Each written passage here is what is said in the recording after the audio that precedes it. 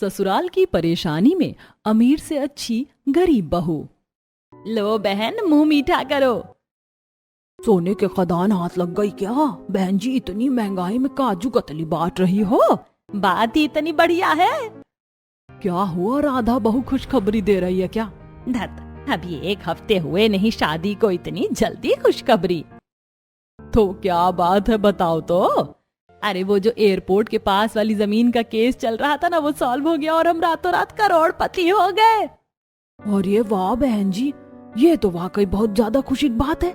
लगता है राधा बहू के कदम काफी शुभ हैं तुम्हारे घर में। तो है, मेरी राधा बहू लक्ष्मी है। जैसे ही बहू घर पर आई, इतने सालों पुराना केस सॉल्व हो गया। और श्वेता के आने से कुछ हुआ था? ऐसा मत कहो बहन, मेरी श्वेता बहू भी बहुत अच्छी, पूरा घर संभाल कर रखा है उसने। लेकिन हाँ, जब श्वेता आई थी तो मेरी बेटी की सोने की अंगूठी चोरी हो गई थी। मतलब तुम्हारी श्वेता बहू के कदम शुभ नहीं है? लेकिन बाद में अंगूठी मिल भी गई थी बहन। चोरी तो हुई थी ना लेकिन। हाँ।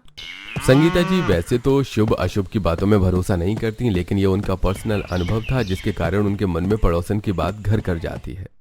मेरी श्वेता बहू जब से आई उसने पूरा घर संभाल कर रखा है। लेकिन ये भी सच है, पिछले 4 सालों में कभी कुछ ऐसा नहीं हुआ जो राधा बहू के आने पर हुआ। पापा जी, ये लो हमारे जमीन के पेपर, पापा ने भिजवाए हैं। सब समधी जी की मेहरबानी है। मैं तो धन्य हो गया जो मुझे इतने अच्छे वकील समधी मिले। आधी जिंदगी निकल गई थी इस जमीन का केस लड़ते हुए। राधा बहू से तो बना कर रखनी पड़ेगी, बुरे समय में यही काम आएगी। श्वेता का तो वैसे भी कोई स्ट्रॉन्ग बैकग्राउंड नहीं है। राधा बहू के माँ पापा भी काफी अमीर है। पैसों की बात हो या सपोर्ट की, अगर राधा खुश रही तो हर काम आसानी से हो जाएगा। ऐसे ही अगली सुबह। माँ जी, पापा जी आपकी चाय। श्वेता बहू, दूध वाला आए तो 1 लीटर दूध ज्यादा ले लेना। कल राधा बहू के हरी थी, उसे सेवई खाने का मन है। ठीक है माँ जी। श्वेता दूध वाले से दूध लेकर रसोई में रखती है और राधा को जगाने उसके कमरे में जाने लगती है। अरे बहू, कहाँ जा रही है? माँ जी 7:30 बज गए, राधा अभी उठी नहीं है ना, उसे जगाने जा रही हूँ। नई नवेली है, अभी सोने दे बहू, जब मन करेगा उठ ही जाएगी वो। लेकिन माँ 7:30 हो गए हैं। तो क्या हुआ? अभी अगर राधा को जगा दी तो उसकी नींद खराब होगी और जेठानी के साथ साथ सास भी बुरी बन जाएगी।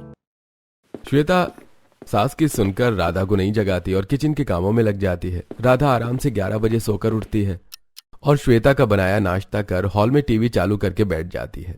वहीं श्वेता अकेली ही रसोई का काम करती है। दीदी 1 गिलास पानी दे दो ना। राधा आटा गूंथ रही हूँ, आकर ले लो। अरे दीदी 1 गिलास पानी तो देना है। बहू लाकर दे दे, पानी कितना ही टाइम लगेगा। फिर श्वेता हाथ धुलकर राधा को पानी देती है। श्वेता राधा से बड़ी थी, फिर भी वो घर का सारा काम अकेले करती थी और राधा बस आराम, क्योंकि सास ने राधा के आते ही उसे ढील दे दी थी और राधा ने उस ढील का फायदा उठाना शुरू कर दिया था। ससुराल में कितना भी काम पड़े श्वेता अकेले ही सब करती और बहुत बोलने पर राधा बहुत थोड़ा सा हाथ बटाती, वरना कभी मायका कभी दोस्तों से बात करने में समय बिता देती। ऐसे ही एक दिन मम्मी बहुत ठंड लग रही है। तभी श्वेता जल्दी से फैन बंद करती है और ब्लैंकेट लेकर आकर काव्या को उड़ाती है। अरे काव्या, तुम्हें तो बहुत तेज बुखार है, चलो कमरे में लेटो, मैं माथे पर ठंडी पट्टी रख देती हूँ। भाभी बहुत वीकनेस भी फील हो रही है। श्वेता काव्या को कमरे में ले जाकर लेटा देती है और उसके सिर पर ठंडी पट्टी रखती है। तुम आराम करो, मैं गर्मा गर्म सूप बनाकर लाती हूँ, उसमें थोड़ा सा बेटर फील होगा। फिर श्वेता काव्या के लिए सूप बनाकर अपने हाथों से पिलाती है और उसे दवा देती है, जिसके बाद रसोई में आकर सबके लिए खाना बनाती है और घर के सारे काम करती है। वहीं राधा ऑल टाइम कॉल पर अपने दोस्तों से बात करने में बिजी होती है। अरे हाँ धवानी, डोंट वरी, मैं शाम में तेरी बर्थडे पार्टी में टाइम से आ जाऊंगी, चिंता मत कर। नहीं आई तो मैं तेरे घर से तुझे उठा ले जाऊंगी। हाँ डोंट वरी, मैं आ जाऊंगी। वहीं शाम में जब श्वेता काव्या का टेम्परेचर चेक करने उसके रूम में जाती है, वहां संगीता भी बैठी होती है। जेठानी जी, मैं कब से आपको ढूंढ रही हूँ, यहाँ हो आप। सुनो, मेरे लिए खाना मत बनाना, मैं मेरी फ्रेंड की बर्थडे पार्टी में जा रही हूँ, रात को देर से आऊंगी, या फिर लेट हुआ तो वहीं रुक जाऊंगी। माँ जी मैं जाती हूँ। और राधा शॉर्ट फैंसी ड्रेस पहनकर हील्स में खटाखट वहां से निकल जाती है। काव्या दीदी बीमार है और देवरानी जी ने ध्यान तक नहीं दिया, एक हालचाल भी नहीं पूछा। बहू ऐसा हो सकता है कि जल्दबाजी में उसने ध्यान ना दिया हो और शादी के बाद पहली बार बाहर जाने की एक्साइटमेंट में हो। हो सकता है। राधा रात भर पार्टी में बिजी रहती है। वहीं घर पर भाभी बहुत ठंड लग रही है। तुम ये कंबल ओढ़कर सो जाओ, मैंने फैन बंद कर दिया और चिंता मत करो, मैं यहीं हूँ। श्वेता पूरी रात जागकर काव्या की सेवा करती है जब तक उसका बुखार उतर नहीं जाता। और राधा सुबह में जब घर आती है तो ये कोई टाइम है राधा घर आने का? रात भर काव्या की तबीयत खराब थी, भाभी रात भर जागी रही और तुम सारी रात पार्टी कर रही हो। मैं माँ जी को बता कर गई थी, और काव्या छोटी बच्ची तो नहीं है कि तबीयत खराब है तो खुद की केयर नहीं कर सकती। बहू की ये बात सुनकर संगीता जी को बुरा लगता है, लेकिन वो बहू प्रेम में कुछ कहती नहीं। वहीं अगले दिन डोरबेल बजती है। बहू देख दरवाजे पर कौन है। राधा मैं रोटी बना रही हूँ, तुम चली जाओ। नहीं दीदी, दरवाजा खोलने मैं नहीं जाऊंगी, आप ही जाओ। श्वेता रोटी छोड़कर दरवाजा खोलने जाती है। खम्बा घड़ी बहू रानी, सेठानी जी कहाँ है? आइए लाला जी बैठिए। मैं तो बस ये आपके पैसे देने आया था सेठानी जी। 1 लाख रुपए राघव बेटा ने घर खर्च के लिए भिजवाए हैं। संगीता पैसे हाथ में लेकर श्वेता को पैसे रखने के लिए आवाज लगाती है। तभी राधा जल्दी से आकर लपक कर पैसे ले लेती है। दीदी रोटी बना रही है माँ जी, मैं रख देती हूँ पैसे। लेकिन बहू जब जरूरत पड़ेगी तो मुझसे मांग लेना, मैं दे दूंगी। जैसे श्वेता दीदी वैसे ही मैं। कोई भेदभाव है क्या माँ जी? नहीं बहू, मेरी दोनों बहू ही जिम्मेदार है, ज्यादा नहीं सोचना चाहिए मुझे। राधा पैसे लेकर अपनी अलमारी में रख देती है। वहीं संगीता जी का घर डबल फ्लोर का बना हुआ था, जिस कारण दोनों बहुएं ऊपर के फ्लोर में रहा करती थी और नीचे के फ्लोर में संगीता जी। एक दिन बहुत तेज की गर्मी पड़ रही थी।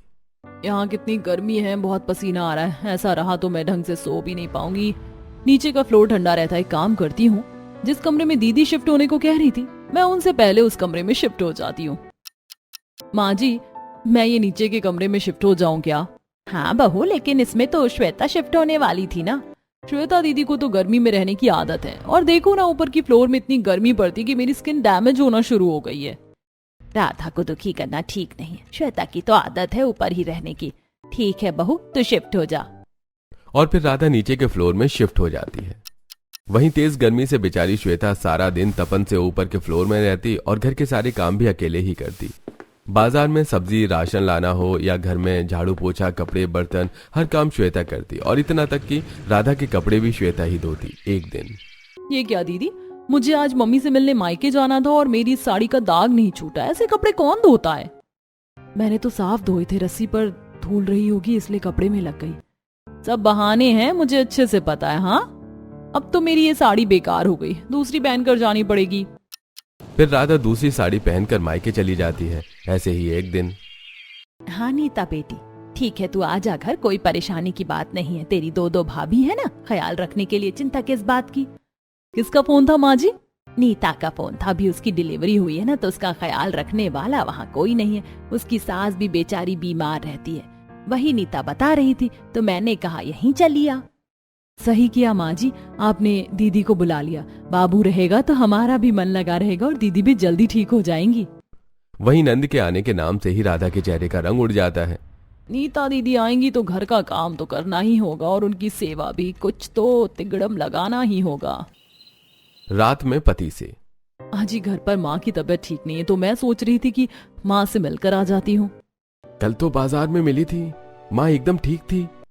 अरे अचानक से उनकी तबीयत खराब हो गई, सीढ़ियों से गिर गई थी तो पैर में मोच आ गई, सोचा मिलाती हूँ। ठीक है, एक बार माँ से बात कर लेना। अगले दिन जब नीता आने वाली होती है तो, माँ जी मैं माँ से मिलने जा रही हूँ। अरे बहू, तू अभी 3 दिन पहले तो मायके गई थी। माँ जी वो माँ की तबीयत नहीं सही तो सोचा मिल आती हूँ। ठीक है मिल के आ। और हाँ, आज नीता आ रही है, पता है ना? हाँ माँ जी पता है, मैं आ जाऊंगी। और फिर राधा अपना बैग लेकर मायके चली जाती है। एक दिन बीतता है, 2 दिन बीतते हैं, 3 दिन बीतते हैं, लेकिन राधा मायके से आने का नाम नहीं लेती। वहीं ससुराल में, अरे बाबू रोते नहीं बेटा, दूध पी ले, रोते नहीं मुन्ना।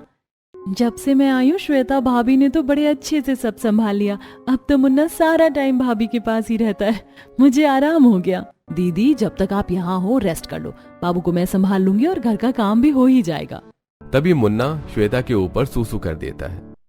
अरे तो पूरा कपड़ा गीला कर दिया मुन्ना आपने। बच्चा है, कपड़े तो गंदे करेगा ही। मैं खुद की नहीं मुन्ने की बात कर रही हूँ। ऐसे कपड़े गीले करेगा तो इसे ठंड लग जाएगी। मैं पहले इसके कपड़े बदल देती हूँ, फिर मैं चेंज कर लेती हूँ।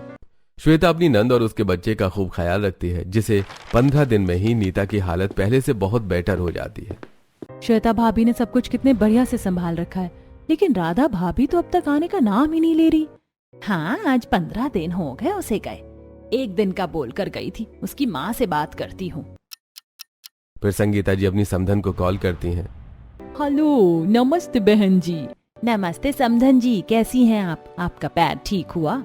अरे वो तो बस पैर मुड़ गया था, बाम लगाने पर तुरंत ठीक हो गया था।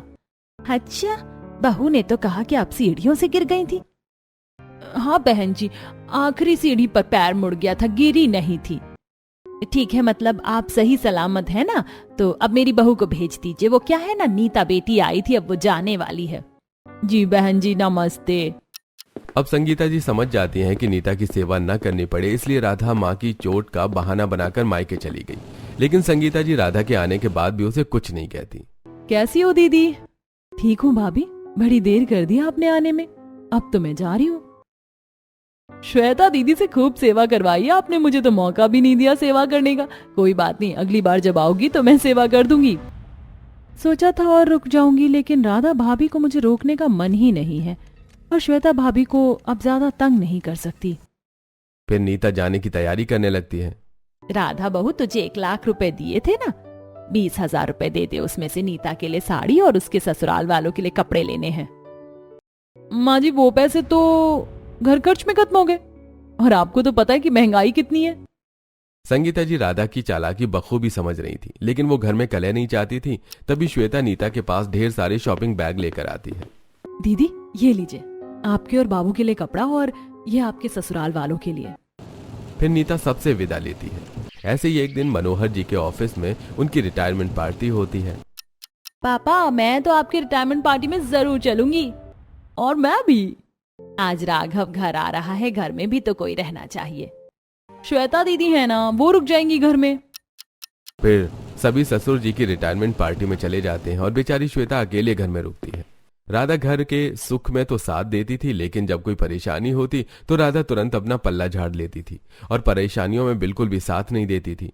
घर में किसी से अपनी चीजें शेयर भी नहीं करती थी। अपने दहेज में आया सामान खुद ही यूज करती थी, और कोई गलती से उसे छू ले तो बवाल करती थी। ऐसे ही एक दोपहर में, बहुत तेज गर्मी है, चलो काम तो हो गया, अब थोड़ी सी एसी की हवा ले लेती हूँ। श्वेता जैसे ही राधा के दहेज में आया एसी चालू करती है तो, दीदी, आपने बिना पूछे एसी क्यों चालू किया? पता है बिल कितना बढ़ जाता है, और मेरी एसी खराब हो गई तो फिर इसका रिपेयरिंग का खर्चा तो मुझे उठाना पड़ेगा ना। राधा, ऐसे कैसे बात कर रही हो? आप अपने दहेज में आया पंखा चलाओ ना। श्वेता को राधा की बात काफी बुरी लगती है और वो वहां से चली जाती है। आज पहली बार श्वेता को ऐसा लग रहा था कि वो राधा को अपनी बहन जैसा मानती है, लेकिन राधा अपने मतलब से है, और यही सच था। वहीं अब काव्या की शादी की उम्र हो गई थी। माँ, अब की मैं एक खुशखबरी के साथ घर आया हूँ। कैसी खुशखबरी? काव्या के लिए एक बड़े घर का रिश्ता आया है। खानदानी लोग हैं, लड़का सरकारी इंजीनियर है और उसके फैमिली में सब सरकारी ऑफिसर हैं। ये तो बहुत बढ़िया बात है। बेटा, शुभ काम में देरी नहीं, लड़के वालों को बुला ले। अगर लड़का लड़की एक दूसरे को पसंद हो तो सगाई कर देंगे। राघव अगले ही दिन लड़के वालों को बुला लेता है और सभी को संजीव बहुत पसंद आता है। बहन जी, हमें आपकी काव्या पसंद है। हमें दहेज भी नहीं चाहिए, लेकिन जैसे ही हमारी फैमिली रॉयल है तो प्लीज शादी स्टेटस को ध्यान में रखकर कीजिएगा। राघव जी, आपसे और आपकी फैमिली से बस यही गुजारिश है। लड़के वाले अपने घर चले जाते हैं और 1 हफ्ते बाद सगाई का मुहूर्त निकलता है। 1 हफ्ते में सगाई है काव्या की, और बहुत सारे इंतजाम बाकी हैं। जो पैसे थे उससे घर की मरम्मत करवा दी गई, अभी तो पैसे भी नहीं है। क्या माँ जी, परेशान लग रही हो?